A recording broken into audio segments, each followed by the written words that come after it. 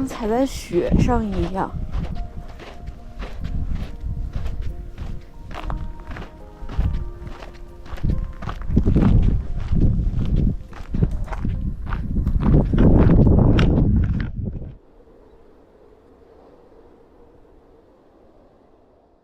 Hello， 大家好，我是小鸟。今天是青甘环线的第10天。上午我去了爱肯泉，简单总结就是一路南行，景色瑰丽。下午又马不停蹄地来到了芒雅翡翠湖。谢天谢地，这边日落晚，让我赶上了。这个地方居然叫英雄岭。这是我们此次出行的第4个盐湖，前3个分别是查卡、察尔汗、大柴旦翡翠湖。感兴趣的可以移步到我的其他视频，他们就在里边等你。不同于大柴旦的5颜6色，这里没有翡，就只有翠。但它跟大柴旦一样，都是人工湖，采矿的遗迹。准确说，它还不算是遗迹，因为现在还在生产中，所以未开发成景区，不收门票，只收一个车辆管理费20。另外，不同于察尔汗的一片翠绿，这里更让我想起一句诗，叫大珠小珠落玉盘。所以别问我哪个湖更值得去，真的是各有千秋，全看行程是否合适。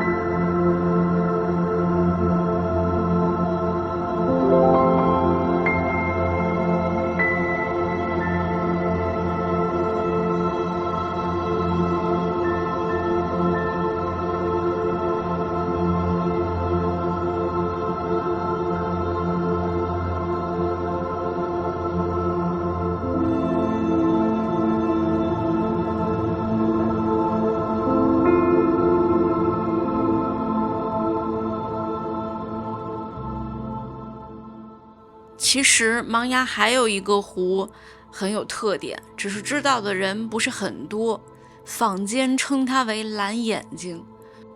明天我打算去那里，然后就直接离开盲崖，前往冷湖了。那我们明天继续，拜拜。